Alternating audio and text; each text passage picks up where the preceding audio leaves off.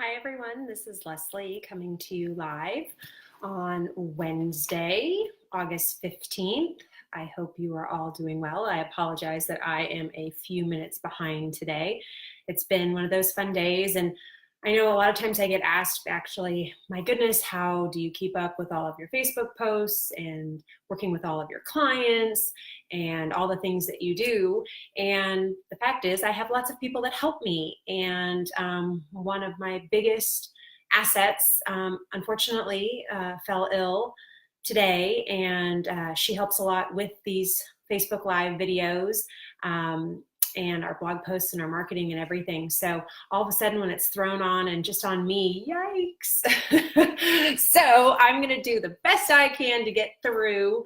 And we are going to hope that Alexis feels better soon. Anyways, again, welcome to another episode of Love Where You Live, Give Where You Love. I am Leslie Swan.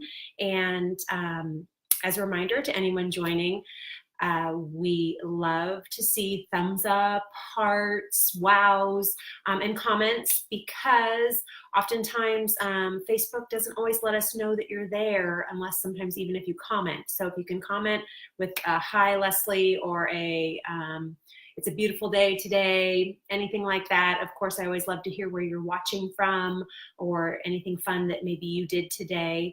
That would be awesome. And thank you so much, Mike, and Colleen, for joining us so far. Today's topic is actually going to be the escrow process from a buyer's perspective. I know that sometimes this isn't information you really necessarily need until you're actually going through the process, but I get asked questions about it all the time, and so I want to make sure that it's available and anyone can ask me any questions at any point so they know exactly how the process is supposed to work and the flow of it, because the more you know, the less things are surprises, and ideally the more comfortable you feel. And here at the Swan Team, that is a huge goal of ours, is to make you comfortable, of course, to meet your real estate needs and your goals, and to help you accomplish exactly what you want. And the least amount of stressing and tears that can be involved in the process, that's also our goal, because I know, especially when it is your own personal home, it's not, let's say, an investment property or a second home or something like that. It's something that you are very attached to emotionally. And so we want to make sure that, again, you have a very comfortable and successful process and transaction, and that ultimately you end up being in a very happy place. So hi, Mike. Thanks so much for joining. We've got 3 mics on today. That's awesome. So I, of course, always want to remind you that, again, as I said, typically the content of today's video will be on the blog. However, it's going to be posted probably tomorrow or the next day, just because, again, my team member that unfortunately fell ill won't be able to do that. But in the meantime, you get me and my summary.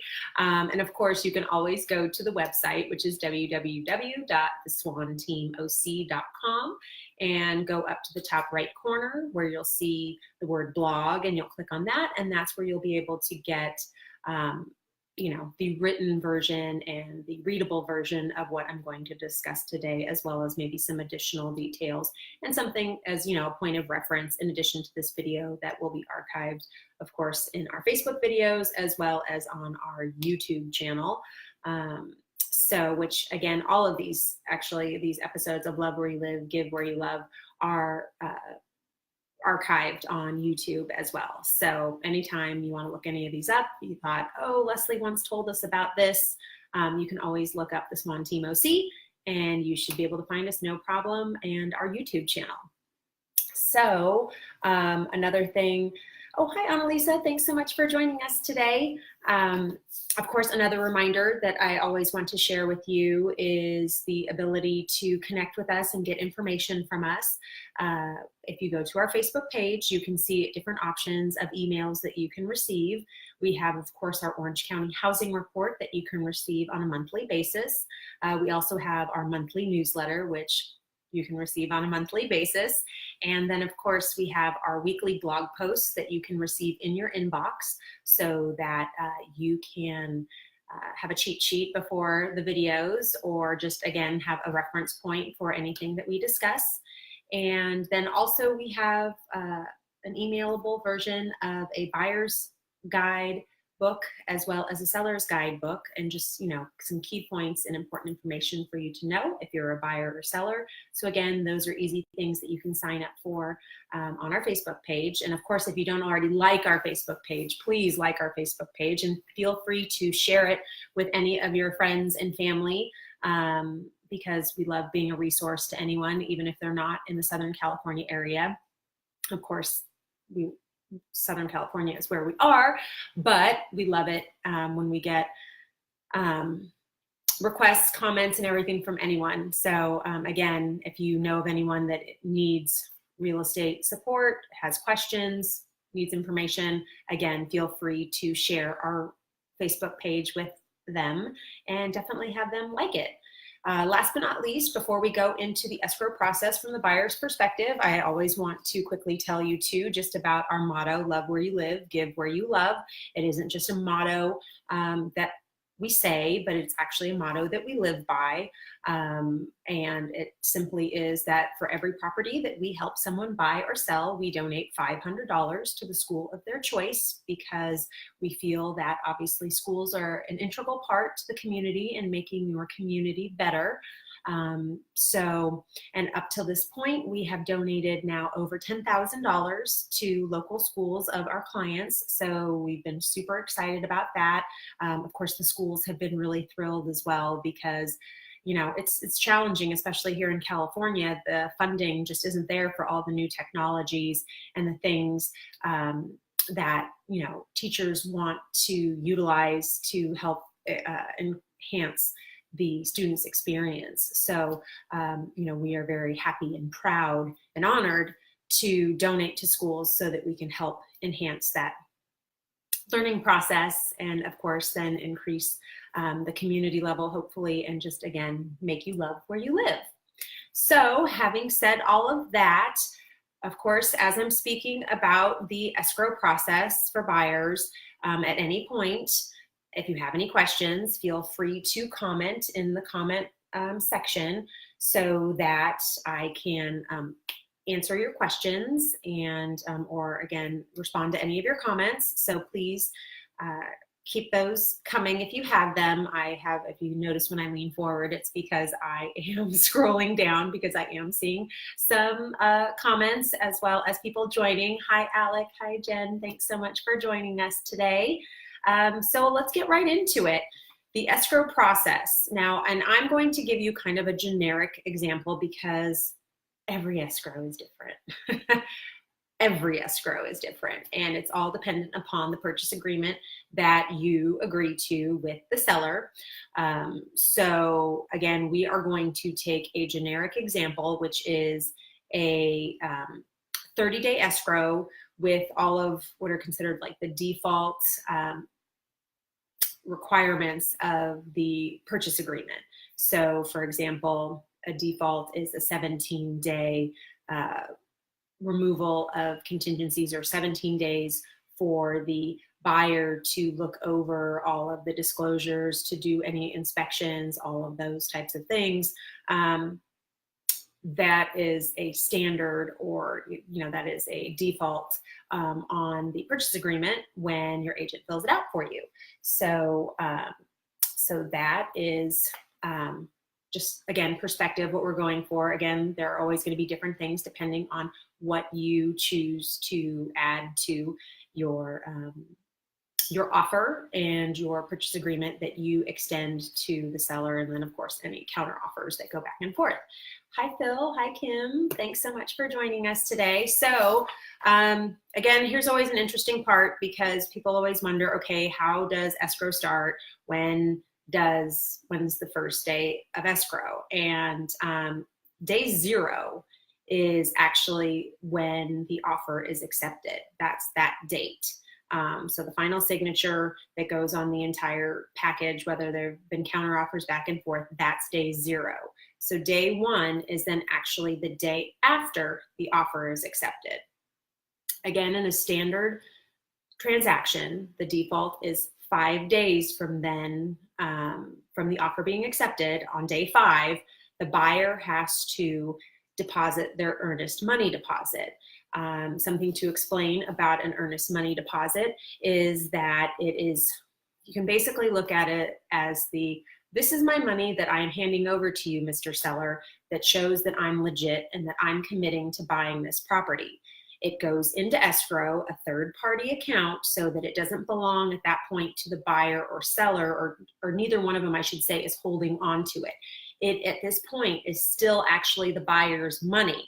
However, escrow is holding on to it to show that they can, at any point, depending on the legal and contractual agreements, that they can then either distribute it to whoever is supposed to receive it. So again, you have 5 days to get that money in. Earnest money deposits can vary, again, depending on your offer and your purchase agreement. An industry standard, oftentimes 2 to 3%. However, again, if you want to make your offer stand out, or have a better chance of your offer getting accepted, oftentimes bumping that up to whatever amount you can to show that you're truly serious, can always be well accepted and received by a seller. Because again, if you put yourself in the seller's shoes, when someone offers 5% or 10% as their earnest money deposit, wow, this person's really serious. And again, makes your offer look great and hard to turn down. So again, that's day 5.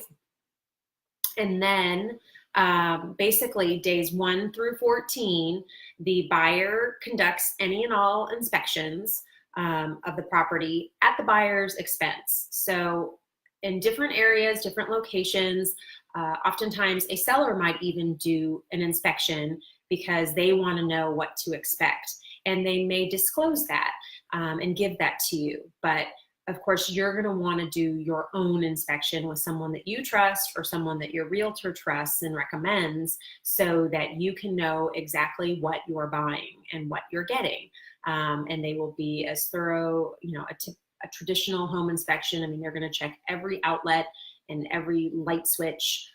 They're going to check the water heater, the air conditioning, check the attic for how much insulation, you name it. They top to bottom. The only one thing that they don't actually physically inspect typically is the roof. They will recommend a roofing expert for something like that. And if there is a pool, oftentimes they might look at things in general, but they will recommend that you actually get a pool specialist out to the home.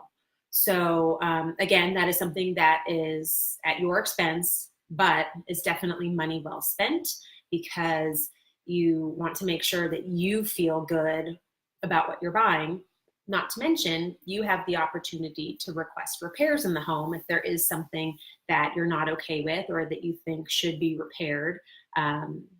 Because, oftentimes if a person's lived in a house for 5 to 10 years, there are things that maybe either aren't up to code or that are no longer working, that homeowner in particular has just gotten used to, and it's not a big deal to them, but it's a big deal to you. So those are, again, things that you work with your agent to put together that request for repairs. And you, again, base that request for repairs on the discoveries that you find from the different inspections that you have in days 1 through 14. So, and at that point too, in all of that time, you are supposed to receive different disclosures and questionnaires, and information, basically all the information that the seller knows about the property. For example, if they have, if they recently had a pipe repaired or they had a leak, they need to disclose that so that you can be aware of what happened, how they repaired it, and, even better, if there is any sort of warranty or guarantee. Again, ideally a seller too is going to want to disclose that, because an inspector is going to oftentimes notice where there might be water, a water stain or some sort of disconnect in how the property should be maintained or something that's going wrong. So again, you're going to get that information from the seller, and you're going to get the information from your home inspector. So ideally, you are very well equipped to know exactly what you're getting in the property that you're purchasing. All during this as well, there should be a termite inspection conducted, and that is something that again is negotiated within the request for repairs as well as the purchase agreement. And whether the house, for example, just has some spot treatment, or if it has dry rot, which unfortunately, again, most houses, they're going to have some sort of amount of dry rot because if it hasn't been purchased within the past 2 or 3 years, because it's just the wear and tear of homes. And luckily, it's something that is relatively easy for sellers to replace and repair. But again, those are all things that you're going to discover, and you're going to feel good, and your agent is going to make you feel good about knowing exactly what you're purchasing. If they don't, then you need to conduct, additional inspections. Or at that point, if there are just too many things wrong with the house and you don't feel comfortable purchasing it, you can then actually cancel the contract. So that is your option for sure. Then by day 17, you are required, again, this is if in a default situation for the purchase agreement, you would then actually remove your contingencies for home inspection. Now, in the purchase agreement, let's say, for example, you have a loan, and it's contingent upon you getting loan approval. There is an additional loan contingency as well, and you have 21 days for that. So you can remove all of your discovery and your inspections contingencies by day 17, but you still have that one contingency of your loan. Again, if you're planning on getting a mortgage, like most homeowners do when they're purchasing their primary residence. So on day 17, you would remove all of those contingencies based on the property. And then by day 21, hopefully you have had your home appraised. The bank that you are getting your mortgage from has hopefully done the appraisal actually within the first week of escrow. Just because sometimes it can take a while for the appraisers to get the reports in to the bank. So again, to keep the process moving along, by day 21, you need to have complete loan approval so that you can remove that contingency. Once you remove that contingency, then you've removed all contingencies, and that earnest money deposit that you put as an offer to the home actually then becomes the seller's. Again, it's still sitting in an escrow account, but it now becomes the possession of the seller. And just for reference, on MLS, the house then goes from, when it goes into escrow, it goes from active to active under contract. Then once you've removed all contingencies, it goes from active under contract to pending. And pending is a really good place to be, because that basically means you're in the home stretch of getting the house purchased. So that's awesome. But there is still a lot of work that goes into it for that last week or so of escrow. And again, as I mentioned, if there is any issue with your loan, then at that point, and you're not able to remove your loan contingency, then at that point, the contract could be canceled because you're not able to perform like you said you would be able to. And again, that earnest money deposit that was in escrow then gets given back to you, and unfortunately, you don't get to purchase the home. But until all of those contingencies are waived, that earnest money deposit is still always yours. So you then, by day 26, so this is the interesting part, again, if you have a loan. If you're an all cash buyer, congratulations. You don't have to go through all of these fun loan hoops. But if you do have a mortgage, like I said, like most people do, you are going to then need to get to the point where you're signing a closing disclosure. a lot of the closing disclosure, just to kind of give you background history, was actually developed because of all of the craziness that happened in the recession, when people didn't know, or people said they didn't know, and they weren't being given all the information that they were supposed to about their loan. So now there is a closing disclosure that is given on day 26. Again, if we're looking at a 30-day escrow, on day 26, you're given a closing disclosure that then you are supposed to sign. You then have to wait 72 hours, or the bank has to wait 72 hours until they can actually generate the loan docs for you to sign, because they want to give you those 3 days, again, to make sure that you're okay with everything and that you want to move forward. So I've had buyers in the past that, they aren't aware of this closing disclosure, and they've been given forms, by the bank, and they think, okay, yeah, I've signed all the forms, I'm ready to go, we're still closing escrow.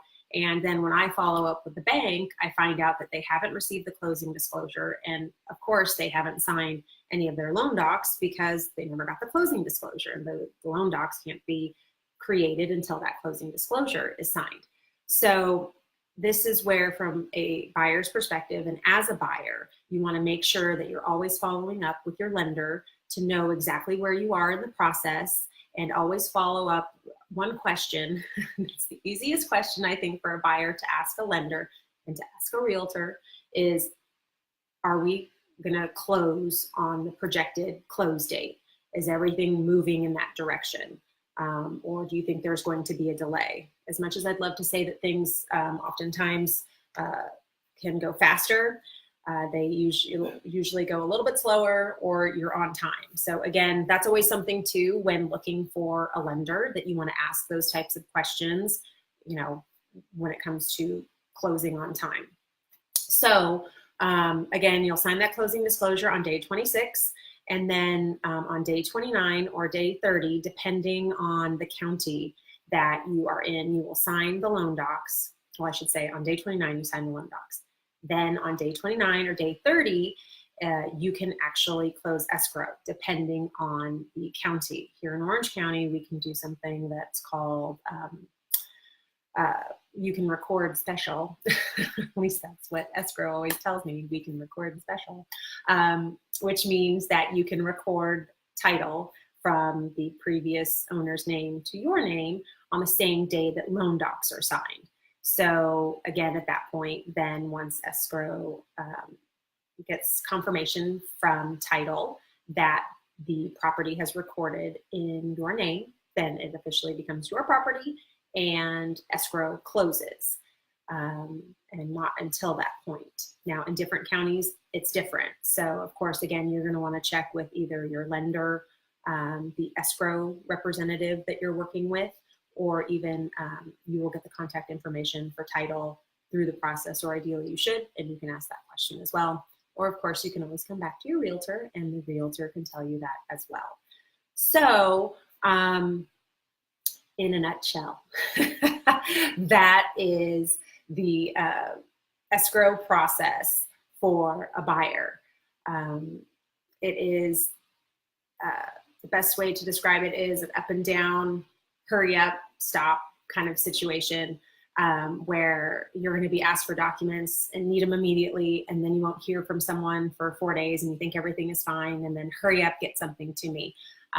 Again, I wish I could say that it was a blast and that it's an amazing process. And there are some people actually that can make it an amazing process for you. But when it's a lot of money and it's your primary residence on the line, it definitely can be stressful. So again, that's when it's key that you find a great realtor to work with, and of course, a great lender to work with as well, that will work well together, so that then you can have a smooth, comfortable, and successful purchase of a home.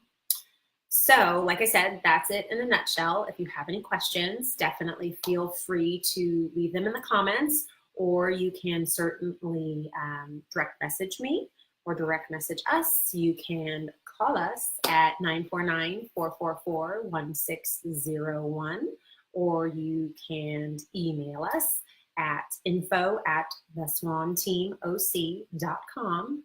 And of course, you can always go onto our website, www.theswanteamoc.com, for more information, including a link to all of the information on the blog that includes all of these posts. So, having said all of that, of course, I always like to thank everyone so much for their referrals. Please keep them coming. We love working with all of your friends and family. We find it so enjoyable to help all the people that you love and that are important to you. So again, please keep them coming. We love it. And stay tuned for next Wednesday when we will actually be describing the escrow process, but from the seller's perspective, because obviously the seller's perspective and different milestones in the transaction, they have different thought processes and different hopes and needs in the process. So we will be going over that next week. And as always, remember to love where you live, give where you love, and take care and have a wonderful Wednesday. Bye.